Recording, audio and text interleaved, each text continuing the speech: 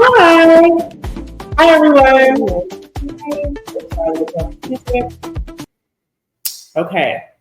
Hello, everyone. Thank you. Welcome to another episode of No Pr3tense Live. We are in episode 5. This is our 5th episode. Thank you again for joining us.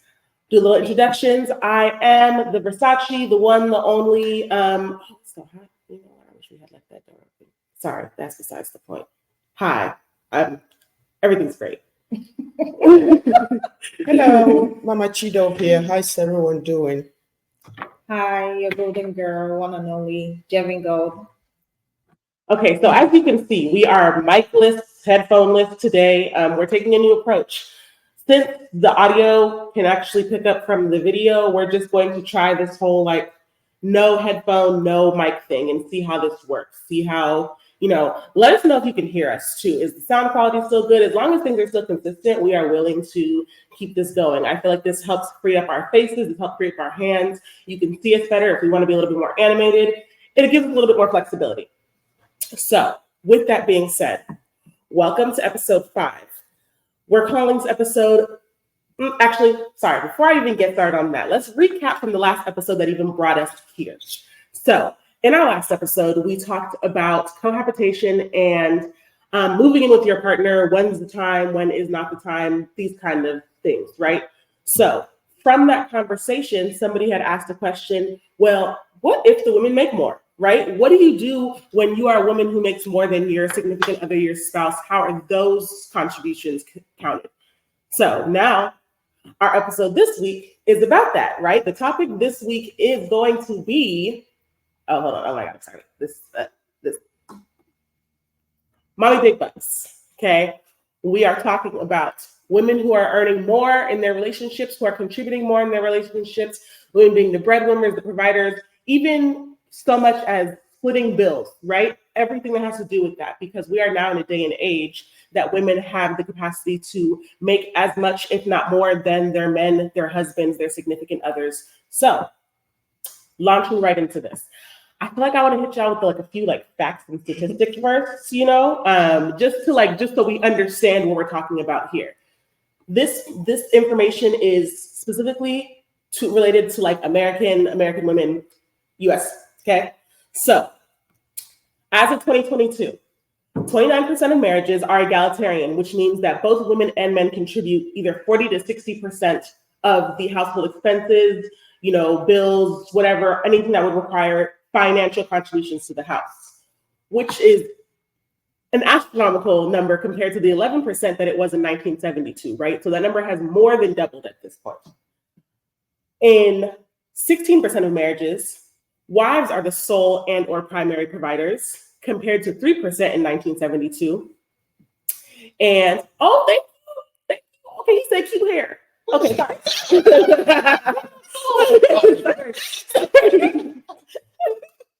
Okay. And then 55% of marriages have seen men as the sole earner or provider, compared to 87% of marriages in 1980. So amongst these numbers, Black women are more likely to be engaged in egalitarian or primary provider relationships than any other race. So we're talking about Asians, Mexicans, whites, everybody who's in the US and a mixing pot. Black women are leading the pack in terms of contributing to the relationships. Now, with that being said, okay, now that we've got the little factoids out of the way, oh my God, sorry, y'all don't gas me up about this hair. It's gonna get me off topic. I'm sorry. Okay, so huh? I heard it. Okay. Yeah. So with that being said, would you enter into a relationship knowing that you are going to make more than your partner, or knowing that you're making more than your partner already? Like, you asking the women? I'm asking y'all, the women, who's on the panel. I mean, as a woman. Okay. So this is the whole point of this is a women's. Women are the providers, breadwinners. Okay. So as a woman, would you enter a relationship knowing that you are going to be making the most money, or that you're already making more of the money going in? I think it's a personal decision, depending on the woman. If it's I have to, I want to be hands-on control in my relationship, both financially and inside the home, I think it's something you have to talk with your partner or look for a partner that is willing to move towards that direction with you, as opposed to moving into a relationship that you know that the guy is going to be like the breadwinner or paying all the bills, and you yourself, you're fussing and busting like, oh no, I need to be the primary person. I think it's an individual thing to think about and talk to your partner about it. Okay. Okay. So what I'm hearing is I have to obtain permission from my partner to determine on whether I get rich and control my destiny. Right. I think if you have it, you have it. Now it's left for you to determine on whether you're willing to settle with someone you can support or someone you can be 50-50 with, because you already have it. Yeah. So in this case, you're not already in the relationship. It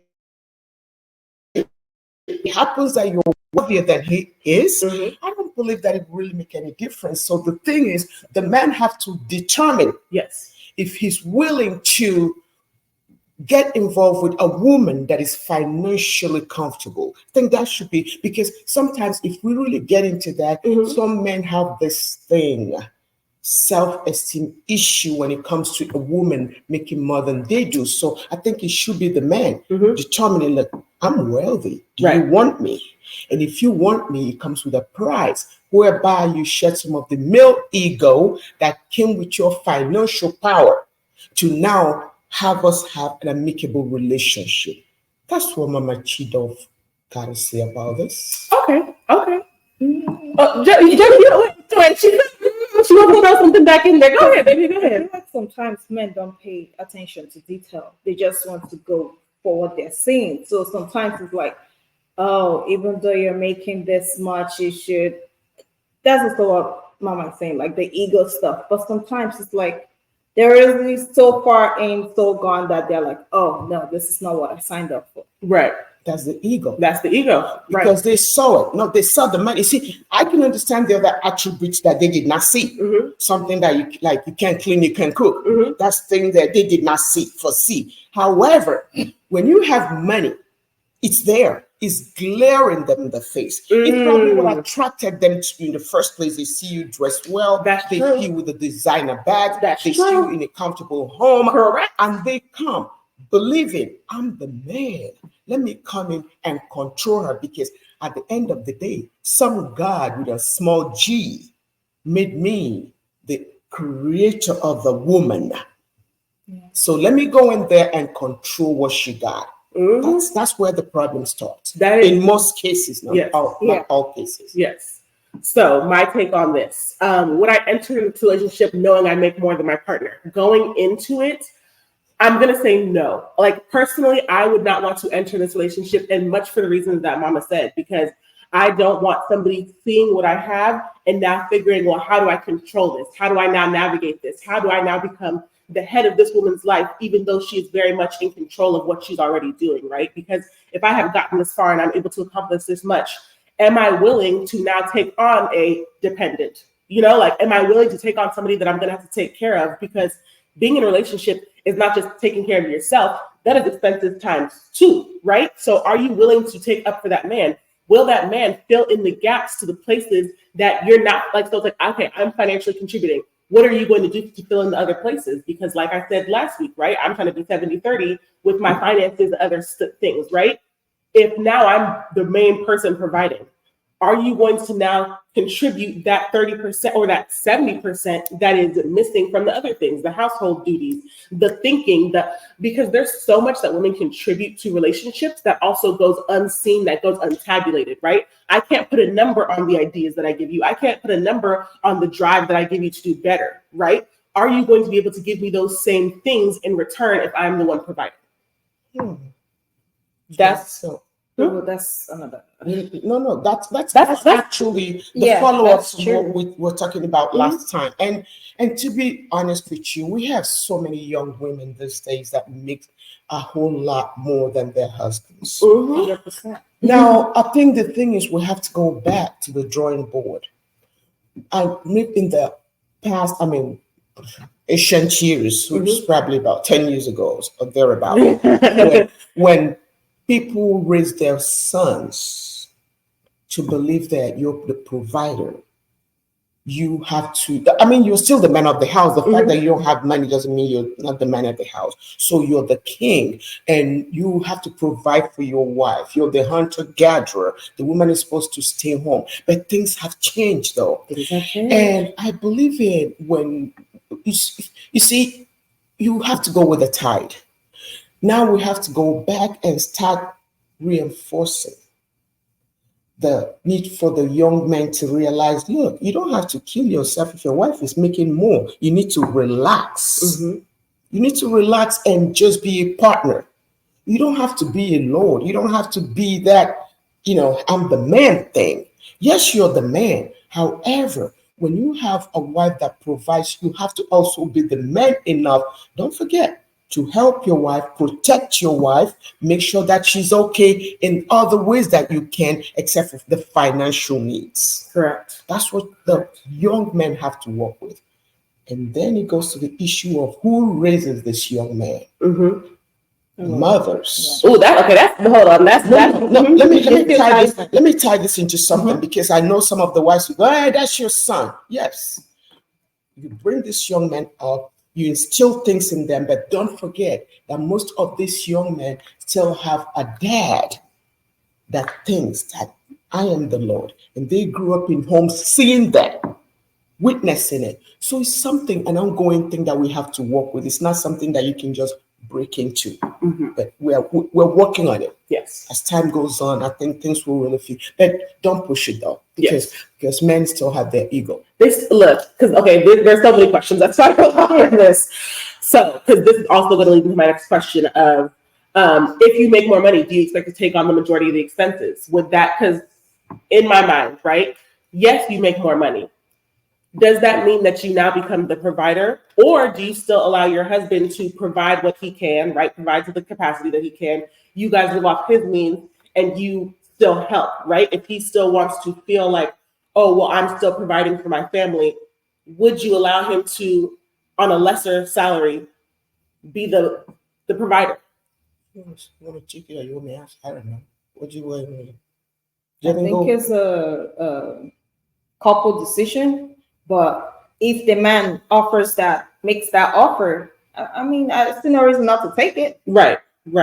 But if it's like, oh, this is like off in, off out, I rather be in control of the whole situation. So we don't miss out on like maybe a mortgage and interest. I don't like interest stuff. So I'll get control of that one. Then he can, support if I'm the primary person on top of the finances. But yeah, I'll still let him provide if he wants to provide. But if he wants to make the offer, I'll let him make the offer. Okay. That's interesting. Right. But I think like we go back to the drawing board, the communication, everything, like every family is different.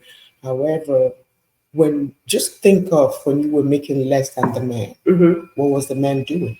The man was providing. The man, get out of here. Sorry, I was talking to an intruder. So the man was still the provider. The man was still the nurturer. So now, don't forget, when you want growth, you want things to change, you want the feminine thing, I can work, I can take care of me. Also be ready to take the challenges that come with it. So if you happen to get yourself entangled with someone you can support financially, play the role. Go ahead.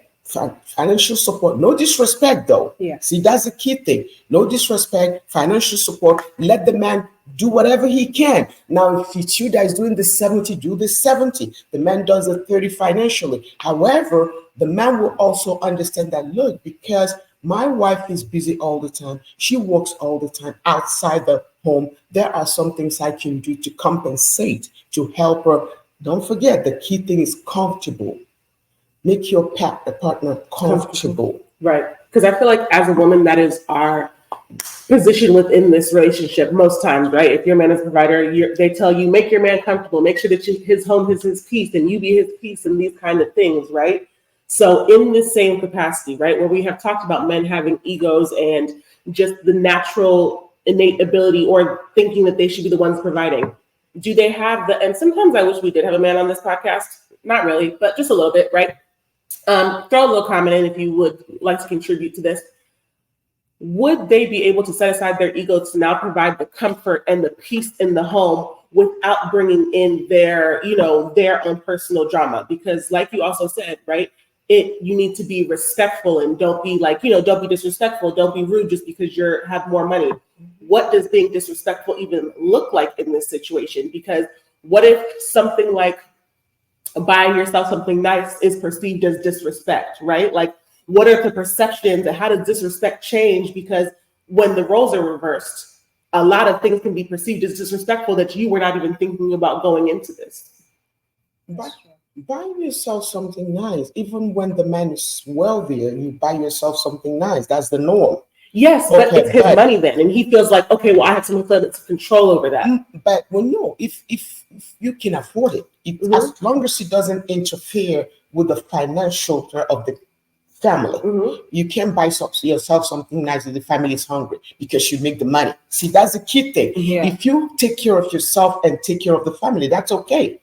And a key point here is sometimes most women, moreover the younger generation, gets this thing about this power trip once they're wealthy. Hey, you can't tell me what to do. I'm rich.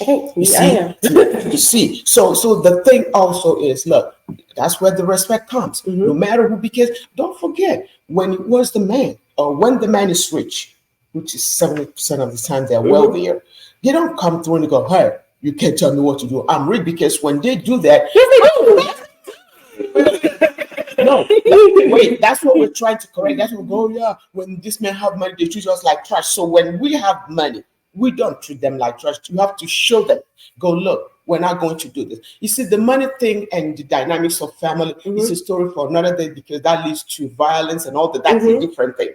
So every man believes that he's comfortable, he's okay if he has money. If he doesn't have money, he's nothing, he's not contributing to the family. Right. So that's the thing, the mindset that we're trying to change. So when you now have money, don't act like they do, don't behave like they do and try to show them the man, you have to worship me.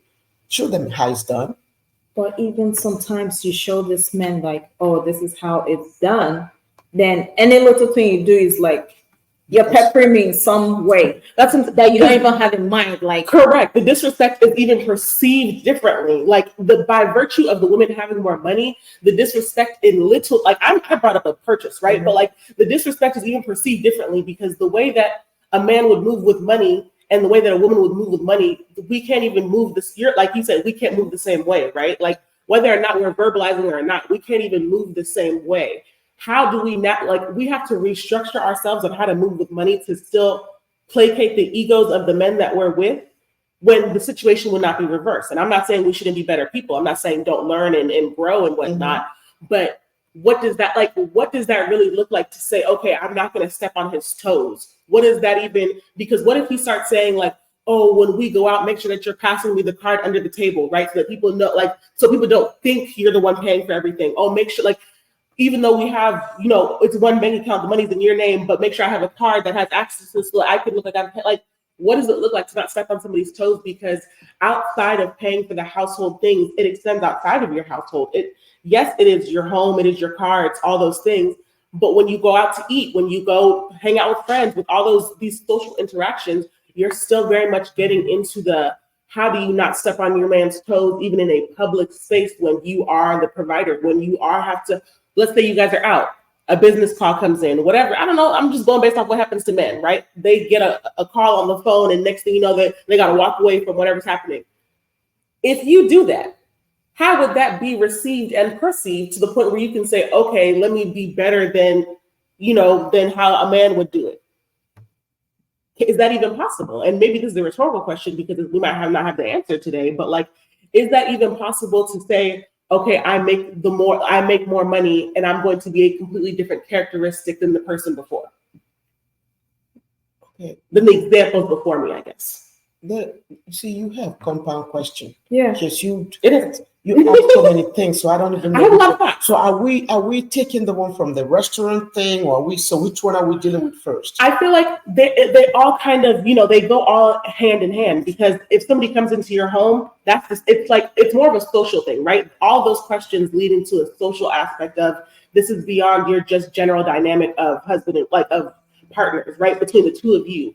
Now the outside perception. How do we, because that's where a lot of disrespect is interpreted, right? People are usually like, oh, you disrespected me because an outside force has observed or seen this, right? Me pay for the bill and I did not hand you the credit card. Or that was an example, right? Okay. Because there's videos of women, it's like a joke too, but women handing their man the card underneath the table just to be like, oh, make it look like you're paying for the bill, right? You don't want to throw your man off in that way. But in this way where you are the money earner, right? Yeah. How do you navigate these perceived slights? I think that's why you guys have a joint account with cards. So if you feel disrespected on her making the bills, I think you should use your own card and pay, since it's one account that's covering that base. Instead of, if you feel some type of way, or someone catching you slipping the card to your man or something, you guys have a joint account. He can use his card. You can use your card. So I think that's where. Do people have joint accounts when the men are making more money? Yeah, they do. No, I'm not saying every. I'm not every family. Not every family. No, right. This was not like a. Yes, the answer is yes, right? But is that the case in where it's like, okay, my man is making more money, I can freely throw out his card, because you're not even, as a woman, you're not expected to pay, right? So you're not even expected to have the access in this way.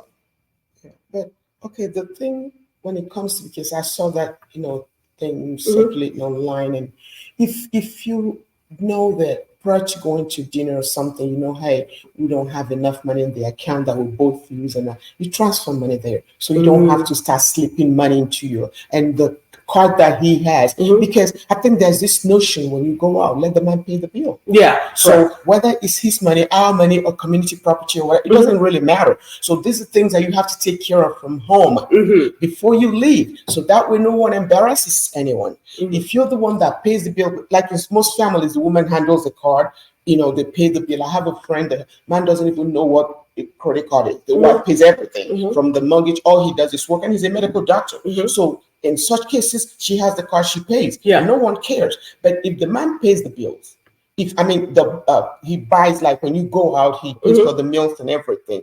Just, you guys talk about that before, give him the card before you leave, so that way when he goes, he can sign your card, and it doesn't really matter anyway. They go husband and wife, anybody can sign it. So in order to avoid that embarrassment of slipping him card, because that's embarrassing. That is embarrassing. No, I agree. Card to show, just to discuss that. Make sure he has the card if it's going to make him feel good. If not, he can always go, hey honey, go ahead, you take care of it. Nobody cares.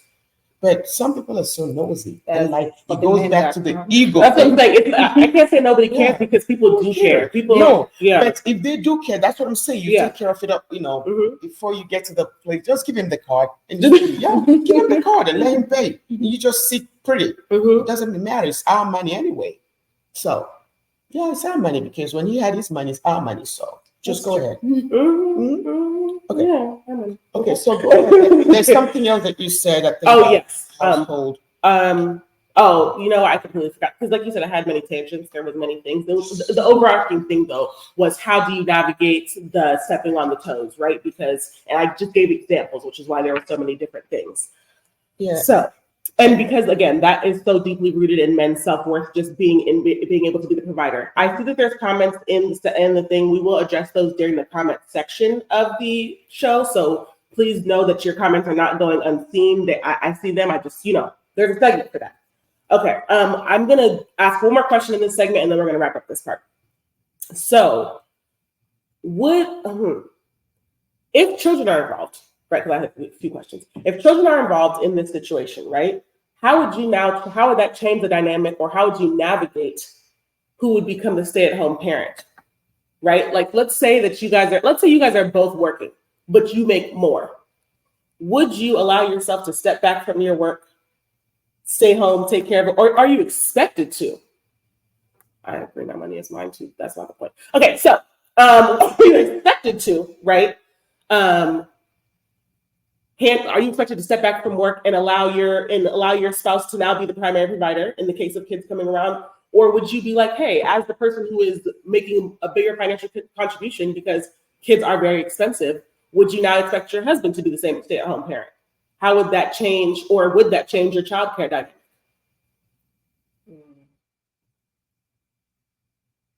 Oh, that's that now y'all stuck. I'm waiting for her to go ahead. Me? She's waiting for you. She's waiting for somebody. No, Go I don't want to go first. I'll say, go ahead. No, Mom, go ahead. ahead. Okay. I don't know how to navigate. No. No, the key thing is when you start having kids in marriage, you have to determine. First, you have to determine, is the finance, is that what we choose over the children? Can we afford to take care of this kid in one salary, or this person's salary and my help? Or are we going to be better off with taking care of this person with the wife's money and the man's help? Mm-hmm. That's what you have to determine. Each family is different. But when ego comes to play, and let's assume the man makes like 20,000 a year and the woman makes 100,000 a year, and ego comes to play, then the question is, you're trying to impoverish the children. You're trying to suffocate the children just because of ego. So that's a family decision. Now you have to say, okay, I'm making my money. My husband is going to be home, not home, working, taking care of the kids. So you have to, since you make so much money, maybe get someone, a nanny or somebody to help out, just help out around the house so he can afford to do his job. You do your job, do what you have to do, and still take care of the children. But them just deciding, oh, don't work because you're a woman, because society believes that women are supposed to be home. I think that narrative is changing. So just consider, look at your family and see what's in the best interest of your family. And sometimes, when the kids are younger, for example, you want to go to school, you want to further, don't let people go, oh no. How do they say that? When people kind of something shame you or make you feel guilty, because, hey, mommy shame you, or your other people are staying home with their children, you're working or you're going to school. Don't let people do that. Look to see what works for your family. Because at the end of the day, you have to raise those children. You're not just going to milk. They go past the stage of milk. There are other things that you have to think of, and that takes money. So look at the family dynamics and say, hey, how do we bring this money in to be able to help our children? It's not a question of I'm the man or I'm the woman. If you're a man making 10,000 a year and your wife is making million, what is this? I'm the man in terms of money. You're still the man though. You're still the man, but hey, let's work together and think about the future of the best interest of the children. So that's all. Yeah, you're still a man biologically. That's true. Okay, so now we're going to do our Am I the Asshole? I have two of them, so that's why I was trying to get through this other thing a little quickly, right? So the first one kind of ties into the thing I had asked earlier. Basically, actually, no, this one's a little different. So I'm going to summarize this because it's very long. Basically, two people, a husband and a wife, right? The woman makes more money. They both work, but the woman makes more money, and they have two children. So two children, by the time this story has even started, she got pregnant, and this was during the pandemic. She got pregnant, and now everybody's working from home. The husband's job did not allow him to work from home, so he was kind of just like loosey-goosey around the house. She was still allowed to work from home from her job. This is what's happening. The baby is now born, okay? And now it's time for her to go back to work in physical person, and she says, hey, I need help in terms of raising this child, so I'm going to hire a nanny for 8 hours in the day to come and be watching the child, right? While I go do job, okay? The husband says, no, I think that would be a waste of our money, and we need to hire a child care nanny for 4 hours in the day. The other 4 hours, when you come back home from your work, you can take care of the kids.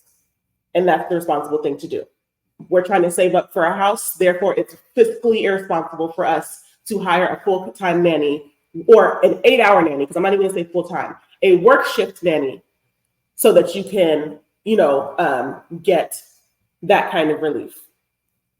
In this situation, and I could start, I don't care.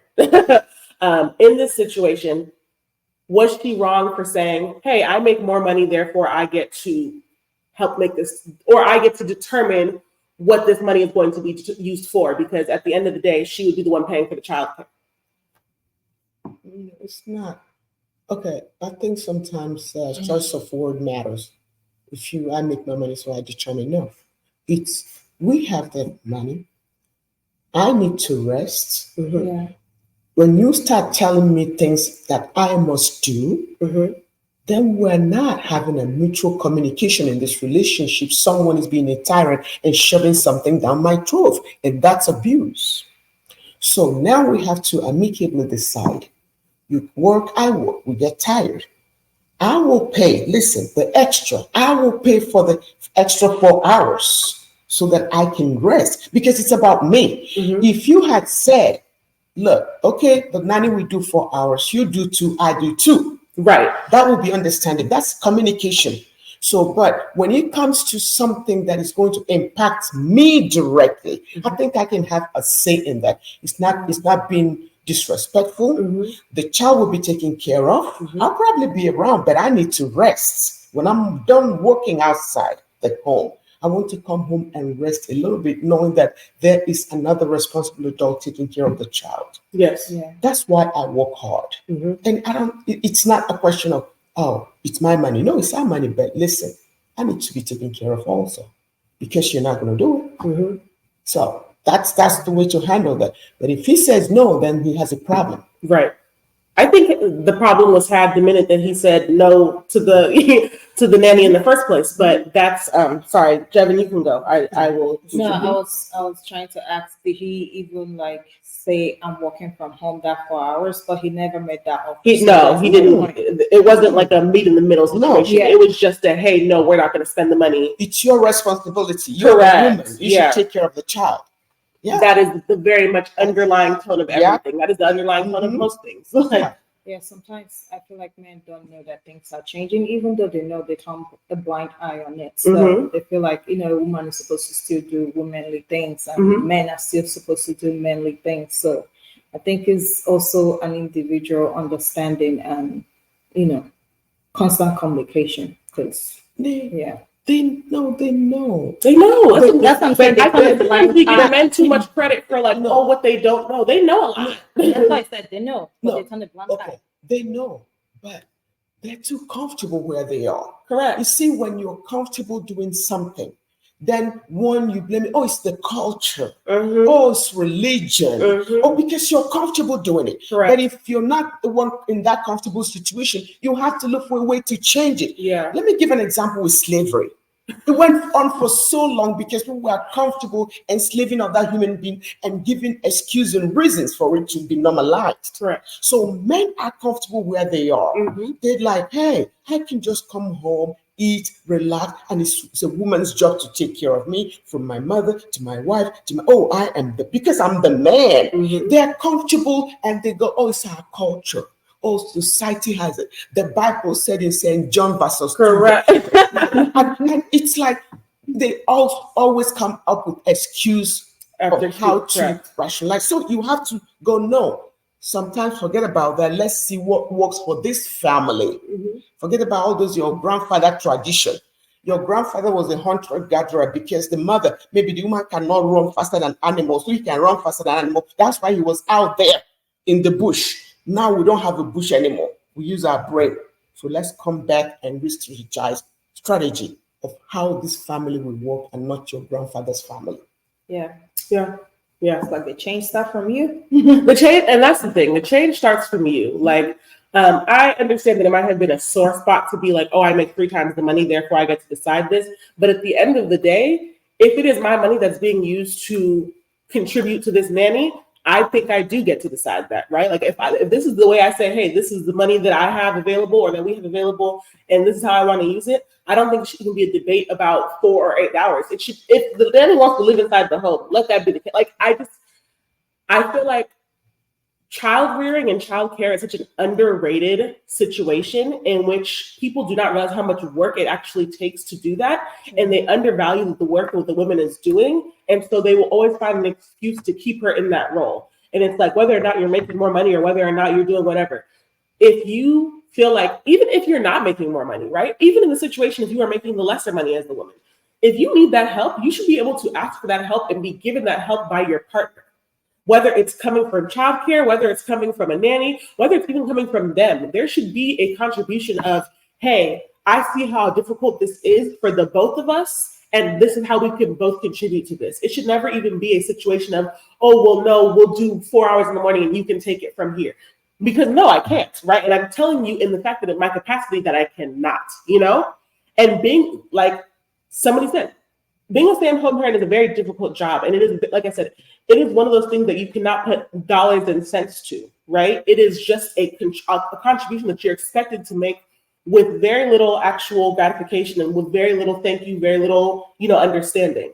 So in this situation, I do not think she was wrong for even bringing up the money part. I don't think she was wrong for saying, hey, I make more, therefore this is my decision. Because, sir, as somebody who makes less, you had a lot to say. You had a lot to say, and I don't think that was, even if you made more, you still had too much to say about something that you're not doing.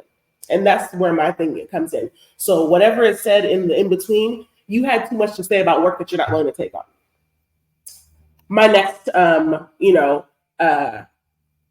my next one is, I kind of did the same one twice, but I remember what it was, but I'm right there. I thought it was hilarious. So in this situation, the woman makes more again. She decided to buy herself a $300 bag. Okay. She said, I want to treat myself a little bit. She okay. I heard that. I said $3. Okay, sure. She decided to buy herself a $300 bag. Her husband got upset with her and said, if she's going to be spending that much money, that should have been ran past him first and foremost. And he should have been in on that decision. She said, well, I make the money, so therefore I should have to run this past you, and it's the treat to myself. When I read this, people were telling her that she was wrong. How is she wrong? How? Girl, I said, must be men commenting on this. It must be men responding, because they were like, you're wrong for throwing the money in his face like that. It was $300. She didn't say the bills were going awry. She didn't say nothing about the house not being taken care of, okay? And it's funny, because you brought up that example earlier, if you want to take care of yourself, do a little luxury thing. She didn't say none of that was happening. But what she did say was, I saw the $300 bag, probably Coach, okay? That ain't nothing too pricey. And her husband's upset. On top of money. Huh? On top of our money. He's a what? Is he on top of her money or on top of our money? What do you mean our money? She's okay. Our money. Sorry. Our money, her money, but our money. His argument was, this is our money, therefore I should have been consulted before you spent this amount. $300. Common grocery trip. If the money was needed for something else in that, then I can see where that would be a problem. That's not what the comment said. Yeah, that's what I'm saying. No, I said if he had been, but that's not the issue here. So the thing is, I think it's man, woman in a relationship, you're entitled to once in a while treating yourself, as long as you're not financially responsible when it comes to cheating. Right.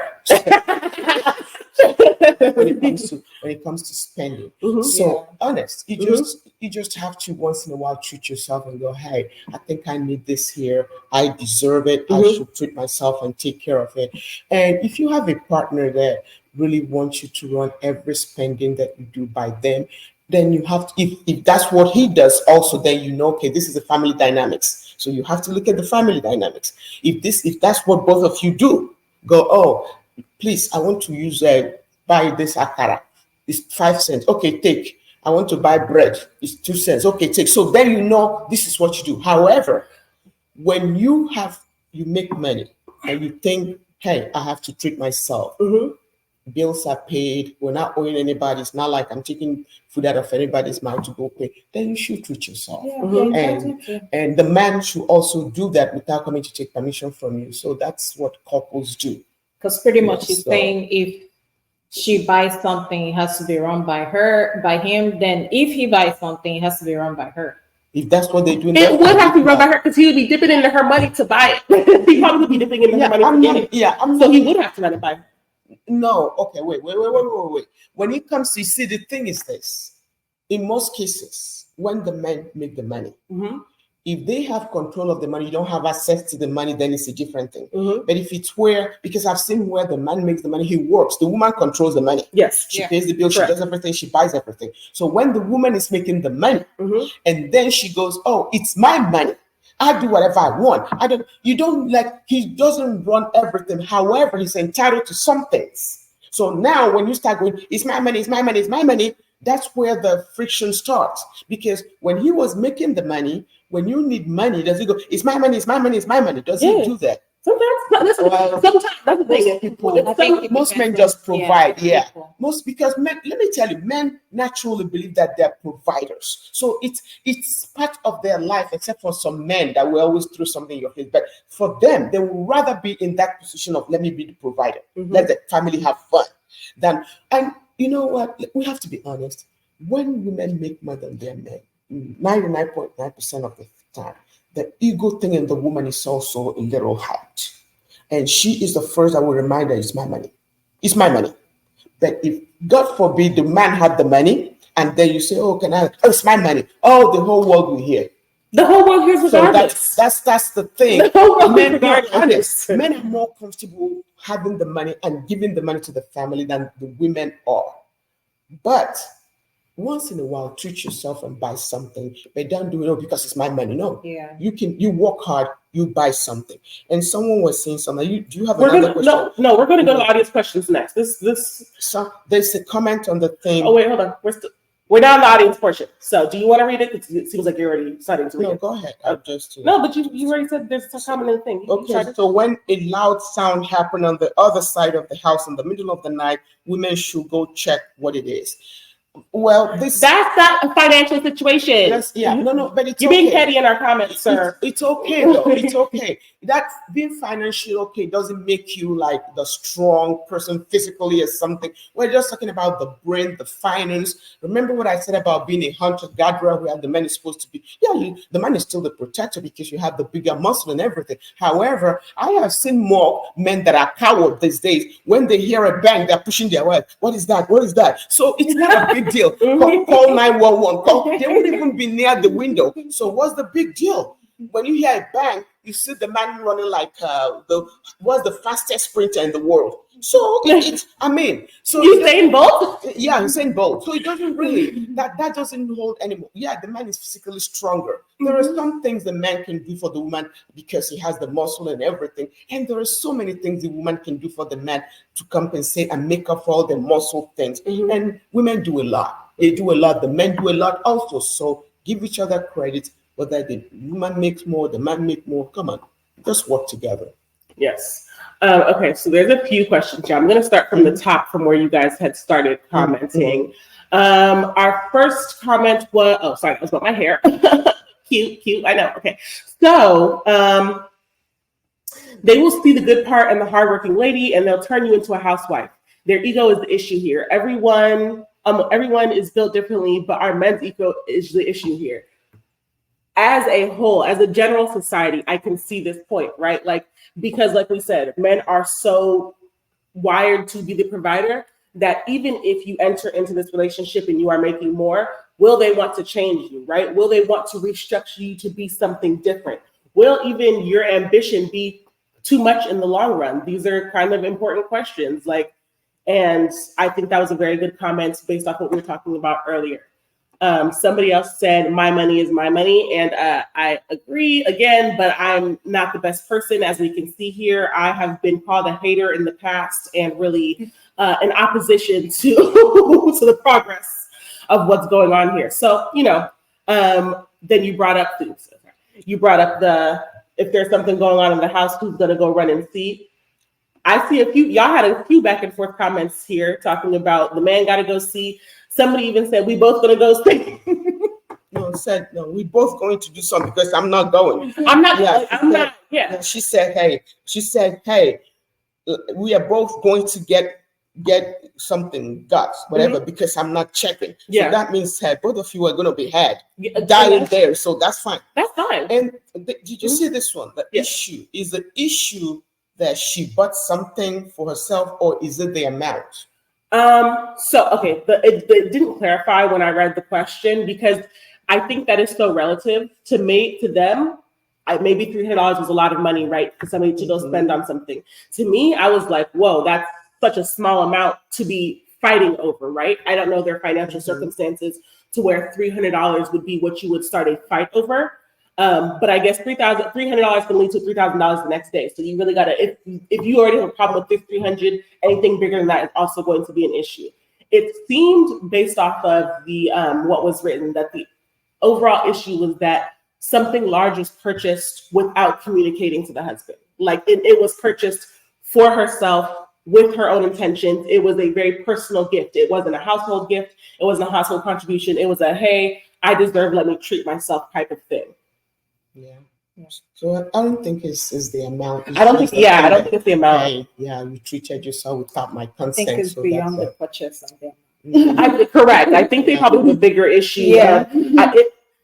Unfortunately, right? Because as much as we sit here and we're like, oh, you can make the more money. I think, like how we said, when it comes to navigating the disrespect, this is one of those times where it's like you have purchased something nice for yourself. This is now stepping into the disrespect territory because you are using the money without speaking to anybody. You are doing a very independent thing in what would be considered a partnership or relationship. And I think that is probably their underlying issue more so than the actual money spent or even the item purchase itself. I think it was the actual act of being independent when partnered, which is, frowned upon. So when you think of relationship and financial something, I think that when you start talking about equality that's in a relationship or something, then you come into that relationship believing that you're better than somebody because God created you a particular gender. So I think the most important thing in any relationship should be that of mutual respect for each other. And then you guys can compensate by, like, what do I do best? What am I better at? What can I bring to the table or to the floor or wherever you eat that makes you happy? So that should be the question. I think we're no more in that era of, equality. They said that men are equal to women. That was like in the 70s when I was in high school. That was when we had those debates. Do women education enter the kitchen? Are we equal? And I cannot believe in 2024 we're still nurturing the same concepts of, are women better than men? Are men better than women? No, the best thing is work with each other. Just do whatever works for your family and just shred the ego of thinking, hey, I'm better than somebody. In this life, someone is always think that they're better than somebody. White people believe they're better than blacks. Blacks believe they're better than this. Men believe they're better than women. Some women even believe they're better than some women. And some babies believe they're cuter than some. So there's always somebody that believes that they're better than somebody. But are you really? So the key thing is just mutual respect. Just respect your family as much as they respect you. And your partner is the one that will actually show you how better you are and tell you how better you are and validate what you're doing for the family. That's all that matters. Okay. Somebody says, I don't want equality. Just let women make money with ease. Agreed. Just this one. Somebody said equity. And then I'm going to ignore that hater comment. And then you can't be in a functional relationship when ego exists. I agree. A lot of the time it's about the money someone makes, but she will also consider the time. Women are paid less despite us often working the same amount out of the household. So it's inherently unfair. I agree. So even when we talk about, and Mama Chida talks about, finding common ground and leaving ego at the door and all of these things, I feel like that takes so much unlearning more than it takes learning, right? Because the structure that we already have is set in place, right? So many of the roles that we are assigned, so much of the ego that is already instilled in people has already been passed down from generations to generations to generations. How do we do the unlearning to even say, how do we come at this relationship more fairly? Because as much as we can sit here and talk about it, it's not the reality of what's actually happening in people's homes. People are still having these money debates, regardless of who's making more money. People are still having these gender equality debates, regardless of who's contributing more. People are still having well, you should cook more, even if men are now contributing more to the household. Is it enough to say, okay, we are at a better place? Like, I think in this situation, everything is so hypothetical and everything, but the reality is the relationship dynamics that we are currently dealing with have already been set in stone for all this time. How do we unlearn those things to be better for the future? Because right now we're still fighting this battle. We're sitting here, you said, oh, this was your battle in the 70s, but it's still our battles in the 2024s. You know, like this is still something that we are dealing with today. It is better. And even with women making more money, are they being like helped more in the household? The answer is no. The statistics are still saying, even when both partners go to work and are working full 40-hour days, women are still coming home and doing more work. Women are still coming home and nurturing children more. Women are still coming home and still having to do that, what we call the second shift, right? Wait. Sometimes she goes, I forget what I'm saying. When you talked of change, from my era, from my mother's era, a change is gradual. Change is a gradual process. It's not an event. Because if you look at my mother's era, it was worse. My mother's era was when someone can wake up middle of the night and decide that a woman that he has lived with for 30-something years should just pack and go to their parents' house. They don't want to marry them anymore. And it was acceptable. My era got to the point where you can selectively tell people to pack and go. And there are some people that you cannot tell to pack and go. Mm-hmm. The worst that will happen is get divorced, you move on and move on. You can't just tell me at this age, go ahead, pack and go to your father's house. Mm-hmm. You see, it's a gradual thing. It's changing. Now it gets to you guys' era where sometime before you go marry, you sign contract. If you will have a house in London, I have one in this. If you wake up, you take the one in Italy, I take the one in London. It's a gradual process. So the change is evolving with time. Mm-hmm. It's not something that you go, oh my God, it's not going to happen. There is still the trickle of those beliefs, because don't forget, the fathers and mothers that raised my mother, some of them are still there. They instilled that into my mother. My mother probably instilled it in me, and I instilled it in my children. So it's still there. It will gradually phase out. Mm-hmm. So it's not something that we're going to fight and go, yeah, we're going to go and win the war. But people will keep trying, keep bringing better ideas and better ways to communicate, to let the other party know, look, this thing is not against your interest. When I'm oppressed, I cry because I'm oppressed. I'm not crying and I was to go back to slavery. When I start crying, I'm a slave, I need to be free. I'm not saying it because I want you, the opposite of white man, to be a slave. No, I want all of us to be free and have the equal right to speak. So when a woman feels marginalized in life and they're crying, they give them names. What do they call them? Men haters, male, female, what did it? I've forgotten the names they call them. Activists or something. No, they're just saying, look, this position I'm in is unfair. Mm-hmm. I just need to breathe. Let me breathe. Right. That's all. I'm not saying you go back to where I cannot breathe. No, let's breathe together and see what works for us. That's it. It's happening. It's a gradual process. Yeah, I'm not saying it's not happening. I'm just saying, what does the unlearning really look like, right? Because like you said, it's a gradual process, but every day we have to do better. We have to speak up. These changes don't happen unless we speak up, right? And a lot of changes happen because women have finally said, hey, I can't breathe, and now have had to speak up. So it's also on our partners and the people around us, and even in some cases, our mothers, to listen to us, because like somebody said, it's very hard and it's very disheartening when other women try to tell you that your place as a woman is to be subjugated or subjected to, the housework, the cleaning, whatever the case may be, and whatever typical stereotypical role that women have taken on thus far. It is on us as women, it is on us as partners, but even then, it is on us still to be like, hey, we need help. How do we now have the people around us see and put that into a good practice, right? Because that's your partner, that's your father, that's your brother, that's every man in your life, because a woman cannot take this journey alone to freedom, right? Like, even if we talk about the slavery thing, there had to be at least one white person that was like, you know what, this is kind of wrong, right? To even start pushing things forward. No, there are men that are supporting the cause. Yeah. So that's why I said, look, do you know how long it took for slavery to be abolished? This thing here, like I said, somebody have to show that they're better than somebody. And there are even slaves that were brainwashed that were fighting against the other slaves at the time. So women, so when you say, oh, it's not every woman that is going to go, oh no. Some women will be comfortably telling you. I've heard a friend say, listen to this, someone my age, I would rather a man beat me.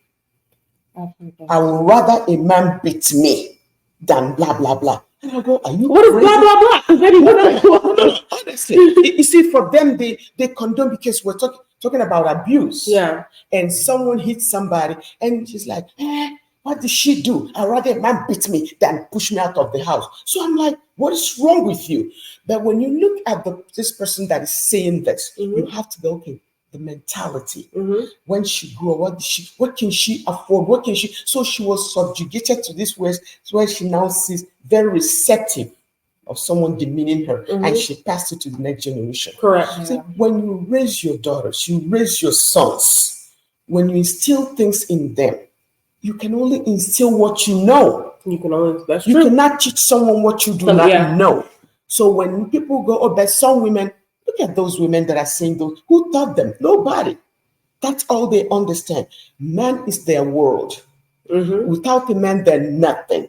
They worship men. They have come to be brainwashed that, hey, I have to worship you to exist. So when you hear from such people, you go, okay, you know what? I'm not going to deal with this person. I'll just move on and talk to people with like minds. But at the end of the day, it's not fighting against men. No. It's just women thinking, hey, we're taking too much. Can you help us? It's a cry for help. Just listening to them. It's a cry for help. Men in the audience, do you hear that? Listen to your women. It's a cry for help. It's a cry for help. Other women in the audience, it's a cry for help. And I think that is a very poignant thing. I have nothing else to contribute to that. Jevin, do you have anything to add on top of that? For the women that don't like to speak up, I feel like you should find someone you can confide in and talk to, especially when your men don't listen to you. At least speak up, talk to somebody. Don't just sit down there and just take on everything, because you have one life to live. Like, if you die, this man's still going to move on. So you still need to speak up, like what Mama Chido said, like whatever change you want to get, you have to instill it in your kids. The change has to start from you. So start from your kids, start from you, start from your family. Yeah. And even if it's not something that you can put into practice today, at least hold that mentality, right? So that the next time you see somebody, you can at least instill that in them, because sometimes you don't have the ability to change your current circumstances, but at least you can instill somebody else with the confidence to change theirs. And I feel like that is also the importance of speaking up and talking about the importance of women just having more space, or more, like, just more platform to talk in their own lives, in their own homes. Yeah. Okay. Anything else? I think. We're getting to our time. We're going to get to our When I Grow Up section. The question is going to be a little different today. It's not going to be like, how do you make more money, right? But in this situation, here's the question I do have today. What advice would you give about pursuing your dreams despite the financial aspect and despite what your partner might think about that, right? So if you know that you want to become a lawyer, a doctor, an author, or something just really prestigious, something really renowned that does typically tend to make more money, what advice would you give to your younger self, another woman, or whatever the case may be, about pursuing their dreams despite what is, what people say about women out earning, or women earning more, or just the ego that might come with being a more driven woman? I would say, remember, you were born alone, right? At the same time, you have dreams. You have things you want to establish by yourself, for yourself, and for people around you. So don't forget that. Just because someone say, oh no, don't do that, don't forget you still have a dream. Hold on to your dream and keep pushing. It might not maybe go as how you imagine, but it will come to fruition if you keep pushing it. So That's what I have to say. Okay. Mama, do you want to go last? Because it seems like you have a testimony on your heart. Yeah. She looks like she has. I'll go next because she looks like she got some real wrap-up words to say. I would say in this situation, I agree with everything that Jevin said. Remember that you came into this world as an individual. I also think if in this situation, pursue what makes you happy, right? Whoever that you need to be with, wherever you need to be in life, that person will be there waiting for you. That's my genuine belief. Wherever you are going, the person who is truly right for you will be on the other side of that.